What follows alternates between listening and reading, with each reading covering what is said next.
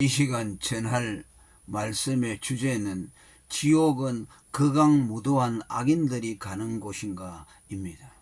흔히 죽음하면 사람들은 생물학적인 개념, 곧 육체의 호흡이 끊어진 것만을 떠올립니다. 그러나 그것은 죽음의 한 부분일 뿐 그 이상의 무거운 의미를 함의합니다. 육체의 죽음이 죽음의 전부가 아니라는 것은 아담이 선악을 알게 하는 나무의 실과는 먹지 말라 네가 먹는 날에는 정령 죽으리라고 하신 언약을 받은 후 그것을 따먹고도 여전히 육체가 살아 있었다는 사실에서도 확인됩니다. 물론 후에 육체의 죽음도 따라왔습니다. 무엇보다 성경에서 죽음은 최종적인 형벌로서의 지옥을 주로 상정합니다. 흔히 죽음의 전부로 여기는 육체의 죽음은 단지 거기에 이르는 문지방에 불과합니다. 한 번 죽는 것은 사람에게 정하신 것이요 그 후에는 심판이 있으리라는 히브리 9장 27절의 말씀에서 여기에 나오는 한 번 죽는 것은 첫째 사망인 육체의 죽음을 말하고 그 후의 심판은 둘째 사망인 지옥을 의미합니다. 이 둘째 사망에 대한 대표적인 구절이 하나님을 모르는 자들과 우리 주 예수의 복음을 복종치 않는 자들에게 형벌을 주시리니 이런 자들이 주의 얼굴과 그의 힘의 영광을 떠나 영원한 멸망의 형벌을 받으리라고 한 데살로니가 후서 1장 8절과 9절에 나오는 말씀입니다. 여기 영원한 멸망의 형벌이 둘째 사망 곧 지옥입니다. 그곳이 영원한 멸망의 처소임은 죄악 사망을 지불하지 못한 이들이 그곳에서 영원히 죽음의 형벌을 받기 때문입니다. 이 외에도 성경 여러 곳에서 죽음을 상징하는 무덤을 엄부, 지옥 등과 동일시했습니다. 이런 성경의 가르침과는 달리 멸망은 육체의 죽음으로 말미암은 존재의 소멸이며 그것이 죄인이 받는 형벌의 전부라고 생각하는 이들이 있습니다. 유물론자, 안식교, 여호와의 증인들이 그들입니다. 다시 말하지만 멸망은 존재의 소멸이 아닌 육체의 죽음 후에 오는 영원한 죽음의 형벌을 의미합니다. 그러나 그것까지도 죄삭시 되지 못하며 죄삭 사망에 대한 요구는 그들에게 여전히 유효합니다. 지옥은 극악무도한 악인들이 가는 곳인가? 대개 사람들은 지옥은 흉악한 죄를 많이 지은 극악무도한 이들이 가는 곳으로 생각합니다. 아마 불교, 이슬람교, 히랍 신화 등에 나타난 인과응보적인 윤리관의 영향을 받은 때문으로 보입니다. 심지어 기독교인들 중에도 유사한 시각을 가진 이들이 있습니다. 그들은 자기는 죄를 너무 많이 지어 지옥 밑창에 떨어질 것이라든지 누구는 너무 착해 지옥에 안 가겠다는 말을 합니다. 이들의 지옥관에는 계몽주의 냄새가 펄펄 납니다. 지옥은 죄 많은 사람들이 가는 곳이 아니라 죄악 사망을 갚지 못한 이들이 가는 곳입니다. 이는 그것이 둘째 사망으로 명명된 이유와 죄인에 대한 율법의 요구가 뭔지를 이해하면 알 수가 있습니다.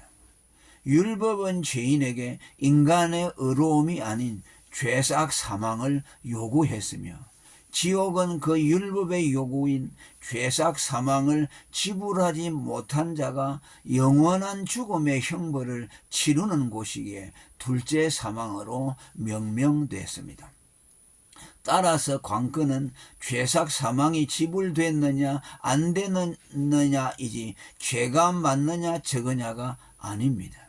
이는 십자가 강도 같은 흉악한 악인도 그리스도의 대속을 입으면 낙원에 들어가고 모범적이고 종교적이었지만 그의 대속을 입지 못한 바리새인은 지옥 자식이 된 것을 통해서도 확인할 수 있습니다. 다음이 그 예시 구절입니다.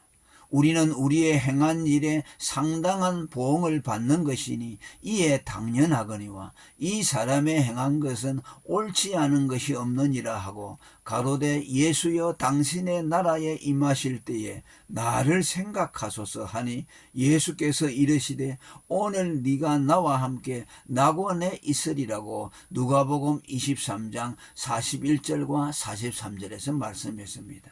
이것은 예수님 곁에 함께 십자가에 달려있던 강도가 예수님을 영접하고 예수님으로부터 낙원에 대한 약속을 보장받은 내용입니다. 마태복음 23장 13절에서 15절까지에는 정반대의 내용이 나옵니다. 화 있을진저 외식하는 서기관들과 바리새인들이여 너희는 교인 하나를 얻기 위하여 바다와 육지를 두루 다니다가 생기면 너희보다 배나 더 지옥 자식이 되게 하는도다 라고 마태복음 23장 13절 이하에 말합니다. 이것은 외식적인 종교가들, 도덕적으로 거의 완벽한 서기관들과 바리새인들을 향해서 그들이 자기 의를 자랑하지만 결국은 지옥의 자식으로 전락된다는 것을 말씀하고 있습니다. 다시 말하지만 지옥은 죄삭 사망을 지불하지 못한 자가 들어가서 영원히 사망의 형벌을 받는 곳입니다. 지옥의 반대 개념인 구원 역시 우리의 의로움에 대한 보상이 아닌 그리스도의 대속을 입어 지옥의 멸망에서 건짐을 받는 것입니다. 이사야 38장 17절에 나의 영혼을 사랑하사 멸망의 구덩이에서 건지셨고 나의 모든 죄는 주의 등 뒤에 던지셨나이다 라고 했습니다. 멸망의 구덩이에서 건지는 것은 죄사함에서 온다는 것을 말씀합니다. 하나님이 받으시는 유일한 죄삭신 그리스도의 죽음에 대해 말씀드리려고 합니다. 그러면은 죄인이 죄삭 사망은 어떻게 지불되는가? 대개 사람들은 그것의 지불자가 인간 자신이라고 생각합니다. 곧 인간의 죄의 결과로서의 그의 죽음이 그의 죄삭 지불이며 그러므로 자신은 죄삭이 청산된다고 생각합니다. 그러나 성경이 범죄하는 그 영혼이 죽으리라 했고 범죄 후 인간에게 죽음이 왔으니 그의 죽음이 자신들의 죄삭이라고 생각하는 것입니다. 그러나 죄인의 죽음은 그가 받는 죄의 형벌일 뿐 죄삭은 되지 못합니다. 이는 인간 죽음의 부정함 때문입니다. 인간의 시체나 심지어 무덤을 만져도 부정해진다는 율법을 통해 이미 인간의 죽음이 하나님이 받으실 만한 죄삭시 못됨을 가르치셨습니다.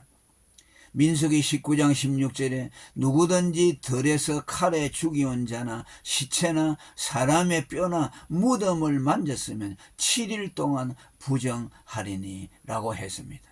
이렇게 부정한 죄인의 죽음은 하나님이 받으실 만한 죄삭시 못되기에 하나님이 당신의 아들의 완전한 죽음으로 그들의 죄삭시 되게 하셨습니다. 성경에 나오는 1만 달란트 빚진 자의 탕감 이야기는 죄인이 지불할 수 없는 죄삭을 그리스도가 대신 지불해 주심으로 그것을 탕감받게 하신다는 것을 비유적으로 설명했습니다. 성경의 요절이라고 일컫는 요한복음 3장 16절의 내용 역시 하나님이 당신의 독생자를 죽음에 내어주어 우리 대신 죄삭을 지불하심으로 우리를 지옥 멸망에서 건져냈다는 뜻입니다. 하나님이 세상을 이처럼 사랑하사 독생자를 주셨으니 이는 저를 믿는 자마다 멸망치 않고 영생에 얻게 하려 하심이라고 했습니다.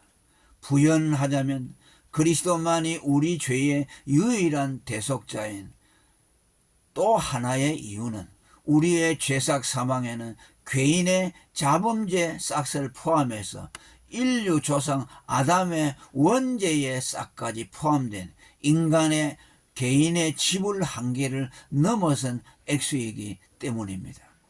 그 수많은 죄싹의 값은 오직 하나님의 아들 그리스도만이 치를 수 있다는 것을 우리는 명심해야 할 것입니다. 할렐루야.